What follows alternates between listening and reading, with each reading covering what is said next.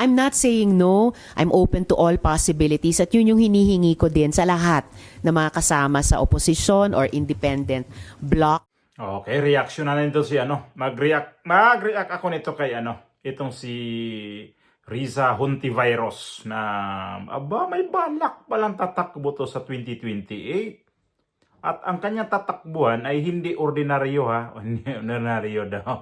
Hindi basta-basta ang posisyon ang tinatarget pala nito. Kaya pala sobrang ipal ito noong kasagsagan sa dito sa hearing dati ni hearing noon. Nalala niyo ba yung hearing ni dating Pangulong Duterte na sobra nitong paipal itong si Riza Hontiveros, sabi nga nila. Ito si Hontiveros ay balak palang kakandidato ng presidente. Nakita nyo naman yung pasiuna ko pa lang yun. Sobrang kampante ang bruha na to. Parang nanalo lang yung dalawang senatorial niya na si Bam Aquino at saka si Francis Pangilinan. Sobrang kampante na mananalo siya sa 2028 at handa daw siya makipagtuos nitong si VP Sara. Ang animal na to. Ang hirap kasi talaga sa pag may sobrang ambisyoso ka, di ba?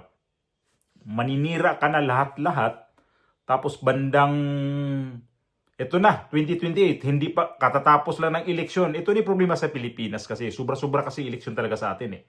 Katatapos lang ng eleksyon, pinaghandaan na, next election by 2028. Ito, ganito kalupit. Ganito ka mga kaswapang talaga itong mga politiko sa atin. Grabe. Ito yung mga senador kaano nga lang eh. Pasok ko muna yung video ni Riza Hontiveros pala. Baka makalimutan ko naman ipasok gaya nung nasundan kong video na pasok. Hindi ko napasok yung main topic natin nun. Ito yung main topic natin ngayon Riza Hontiveros. Video pasok natin. Good luck sa kanila. Yan lang ang masasabi ni Senador Riza Hontiveros sa usapang reconciliation ni PBBM at VP Sara. Sa ngayon, konsolidasyon ng kanilang hanay daw ang focus ni Hontiveros. Handa rin daw siyang maging standard bearer ng oposisyon. Narito ang agenda report ni Hannah T. Hindi naman nawala ang dilawan or pinklawan or pink. Alam ko parts sila nung naging mga tagumpay namin ngayon at nadagdagan pa namin. So, dynamic siya and growing. At yun yung nagbibigay sa akin ng pag-asa at fighting spirit para sa mga susunod na laban. Magkaisa sa susunod na 9 na buwan. Yan ang gagawin ng oposisyon ngayong tapos na ang midterm elections, ayon kay Senator Riza Hontiveros. Matapos ang unexpected win ng kanyang mga kaalyado na sina Senators-elect Bam Aquino at Kiko Pangilinan, nasa yugto na sila ng consolidation para maglatag ng alternatibo sa taong bayan sa gitna ng mga kaganapan sa politika. Rank 2 si Aquino sa senatorial race, habang pang-5 ang dating vice presidential bet na si Pangilinan.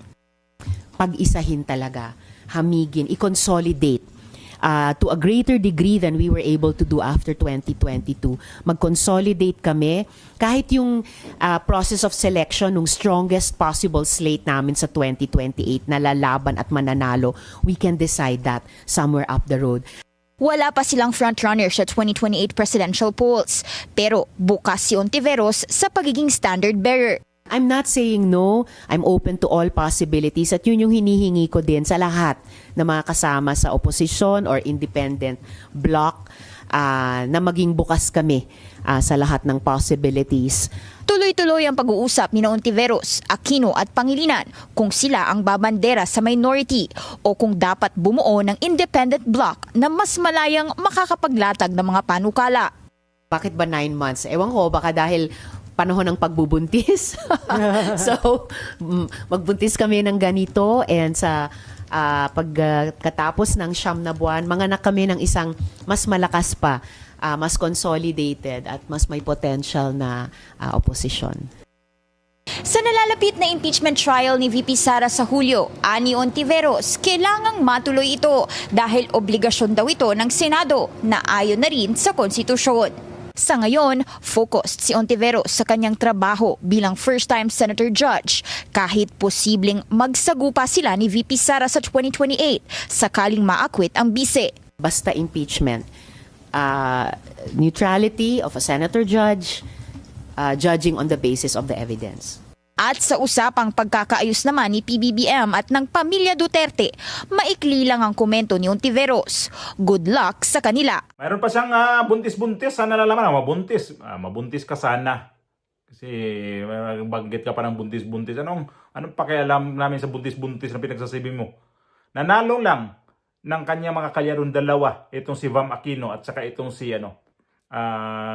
Francis Pangilinan. Nag-ambisyon na. At nanalo pa itong dalawang kaalyado din na itong si Birgatinya na si Leila de Lima at saka itong si dentist na si Chil Jokno. Kasi ito si Chil Jokno kasi, ang hilap kasi banggitin Chil Jokno. Jokno na lang para medyo mas madali-dali banggitin. Jokno. Hindi Diyos ko hindi Diyos ko. Ito si Jokno kasi, dati nung si Pangulong Duterte, pinintasan to ni dating Pangulong Duterte, yung mahaba daw ang ipin. Kasi mahaba, di ba? Kaya sabi ko, dentist Jokno. Ito yung pangdagdag niya siguro ng suporta ni Risa Hontiveros. Parang nakakasyak naman. Nanalo lang to si Bam Aquino at saka ito si Francis Pangilinan at saka ito si Leila de Lima at saka itong si Leila Birgatinya de Lima at saka itong si Dentist Jokno. Mukhang kampanting-kampante na siya. Presidente pa ang tinatarget nito. Hindi ko naman siya minamaliit. Kaya lang, ang nakakaasar lang nito kasi niya ay yung ginagawa niya noong time na yun na nag-hearing dyan sa Senado. Ang karamihan kasi mga politiko ngayon talaga o noon pa, tatargetin mo na ang mga Duterte para mayroon silang bala. So ano nangyari? Karamihan na tinatarget ang mga Duterte, talo. Tingnan natin si Trillanes. Tumakbo ng City Mayor sa Caloocan, talo. Tingnan tong si Gwin Garcia sa Cebu. Tumakbo, nagpa-re-elect ng gobernadora. Talo kay Pambari 4. Sino pa yung mga dyan, na mga karamihan natatalo talaga. Talo talaga sila sa mga ginagawa natin ni yung pinagagawa nila kay Tatay Digong, natatalo sila. Tapos sa mga House of Representatives, mga marami-rami din natalo. Ang alam ko natalo itong si Bini Abante. Si Barbers kasi hindi na tumakbo kasi paso na yan tumakbo yung asawa niya at nanalo pa. Sino pa ang nanalo? Sa Bohol mayroon na pumirma pala sa impeachment naman to. Itong si Edgar Chato. Kapilyero niya ko Chato Mihurada ko maganda apelyido ko sa kanya. Chato sa kanya Ay, pangit yung sa kanya. Chato. Sa akin, Mihurada. Maganda yun. Ito si Edgar Chato. Pumirma to sa sa impeachment ni VP. Talo. Tapos sino pa bang natalo sa itong sa mga congressman na kinalaban si si Dan Fernandez. Jabo din. Nayabo. Wala na. Marami. Trillanes. Talo din. At ito na ngayon, yan yung pala niya. Yan pala yung sobra niyang paipal noong time na yun kasi gusto pala niya magiging presidente. Naghanap lang talaga siya ng timing siguro na pag mananalo ako ngayong mananalo yung mga kasamahan ko. Tatakbo ako pagka presidente. Ay naku, handa siya makipagsagupaan daw dito kay VP Sara. Ano panama mo kay VP Sara? Abugada yan, huy. Abugada yan. At ikaw, ano bang mo? Nako, ako, mga ganito kasi naman pagka madala na talaga tayo sa magiging presidente natin na wala talagang natapos sa pinag-aralan kasi hirap talaga magdala ng bansa. Si Bongbong Marcos wala man kasi natapos yan Magalit kayo kasi totoo naman yan Tingnan nyo yung Wikipedia na lang niya. Tingnan nyo lang kung anong natapos ni Bongbong Marcos. Wala. Iba talaga pag may natapos ang pinag-aralan. Si Tatay Digong, abogado. Ang ganda ng track record niya sa pagka-presidente. O balikan pa natin si Gloria Macapagal Arroyo, okay naman si Gloria. Kaya ito kumpara kay Bongbong Marcos, mas okay si Gloria. In fairness, kasi si Gloria naman kasi, ekonomista yan, economics yan. Hindi ho yan basta-basta. Kaya lang, nahilo Garcia siya noon. Pero, hindi naman kagaya nito ni Bongbong Marcos talaga nang nagpamaniubra sa iba. Si Pinoy, ganun din. Wala yun.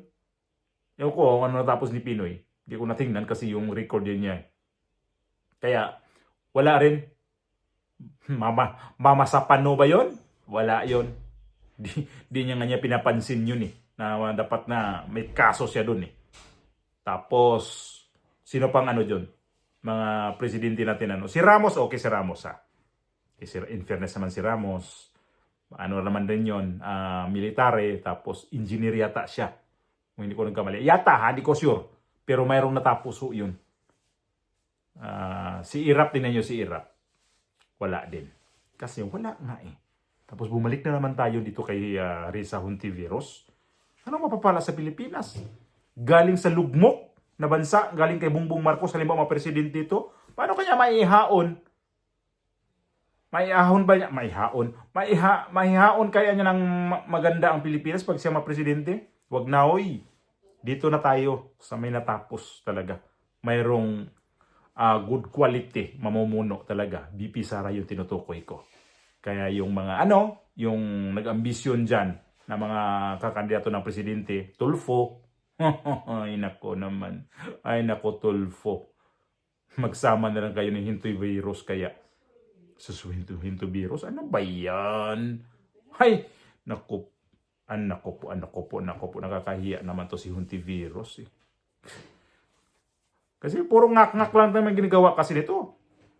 Ngayon gusto niya mag-minority. Mag-minority ka na. Minority siguro hindi mo pa rin makukuha yan.